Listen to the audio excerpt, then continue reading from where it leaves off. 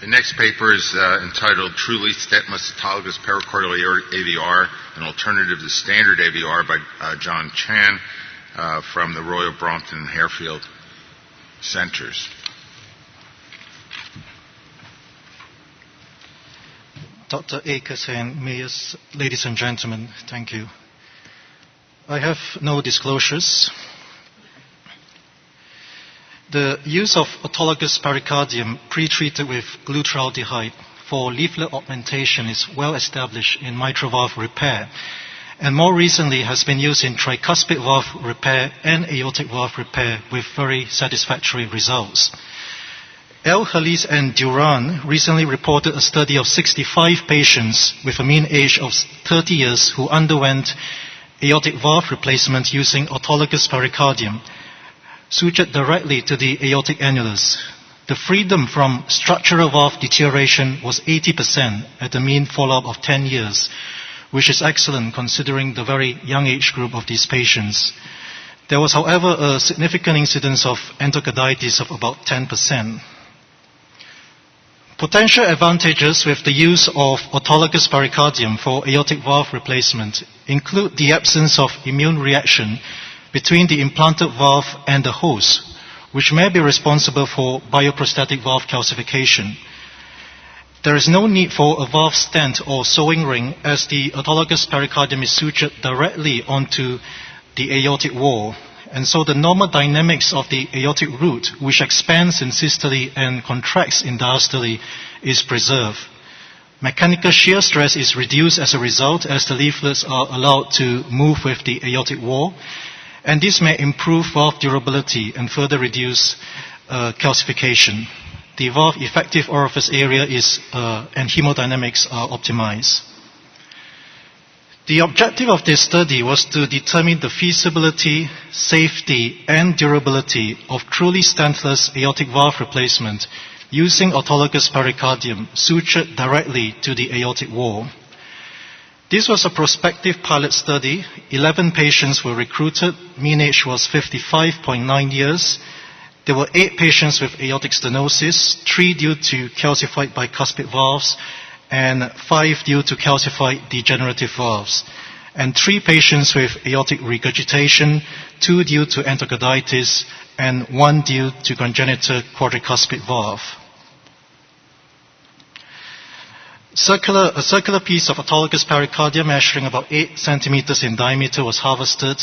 This was washed in 0.6% of glutaraldehyde for 10 minutes, and then washed in 3 different baths of normal saline for a further 10 minutes. The sinotubular junction was sized, the pericardium was cut to the required size and shape, and then sutured directly to the aortic wall. Follow-up was done at 6 months and yearly with echo and cardiac MRI scan.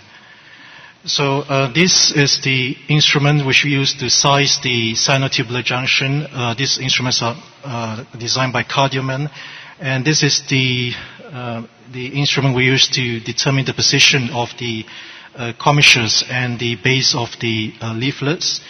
The harvested pericardium is placed on the base, and this is the cutter, which comes in different sizes. The cutter of the appropriate size is placed on top of the pericardium. Pressure is applied. It then cuts the pericardium.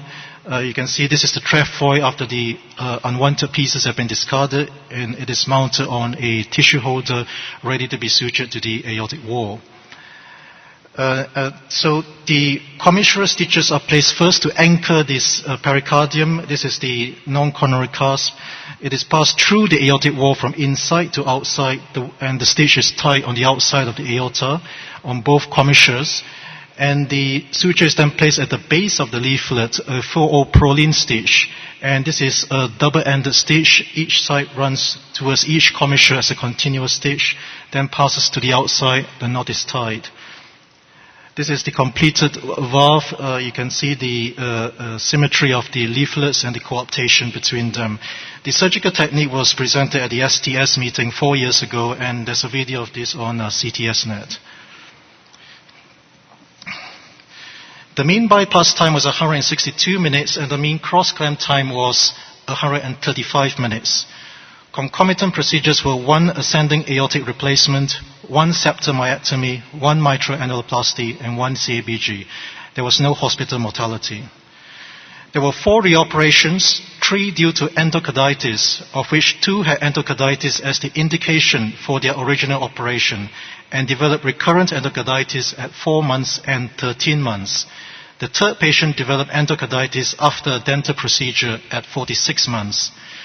There was 1 technical failure which was noted at the time of surgery. The annulus was asymmetrical, and at the end of the operation, there was some commissural and right coronary cusp prolapse, which resulted in mild aortic insufficiency, which then progressed and needed reoperation at 45 months. Reoperation was uncomplicated in all of these patients and was like a first-time aortic valve replacement once access to the aortic valve had been obtained. There was no leaflet calcification, and the autologous pericardial valve was easily excised. Histology of the explanted autologous pericardial valve showed preservation of the normal collagen structure and no calcification. Follow-up was 100% complete with a mean duration of 5.9 years and ranged from 5 to 7.2 years. All patients are alive and well, with the freedom from structural valve deterioration 100%, freedom from thromboembolism 100%, freedom from endocarditis 72.7%, and freedom from reoperation 63.6%. At the last follow-up, all patients were doing well with a mean NYHA class of 1.3. All valves were functioning normally with a peak gradient across it of 10.9 and a peak velocity of 1.4. No valve was regurgitant, and the mean regurgitant grade was 0.3. These cardiac MRI images are from a patient 7 years after his operation. You can see from these long axis images that the autologous pericardial valve is opening normally in systole, and there's adequate coaptation between the leaflets, and there's adequate coaptation in diastole with no regurgitation. You can also see, especially in this ascending aortic image, that the normal dynamics of the aortic root is preserved and the base of the leaflets move with the aortic wall during the cardiac cycle. And you can see from this short axis slice the symmetry and coaptation of the valve leaflets. Cardiac CT scan was done and did not show any leaflet calcification at 7 years. In conclusion, truly stentless aortic valve replacement using autologous pericardium sutured directly to the aortic wall is safe and feasible. It has excellent hemodynamics and durability up to 7 years. Reoperation, if necessary, is technically uncomplicated and is much easier to perform than if a bioprosthesis had been used the first time. It may be particularly suitable for younger patients who cannot or do not want to take anticoagulation. Longer follow-up and further studies are needed, including randomized trials comparing it to conventional bioprosthetic valves.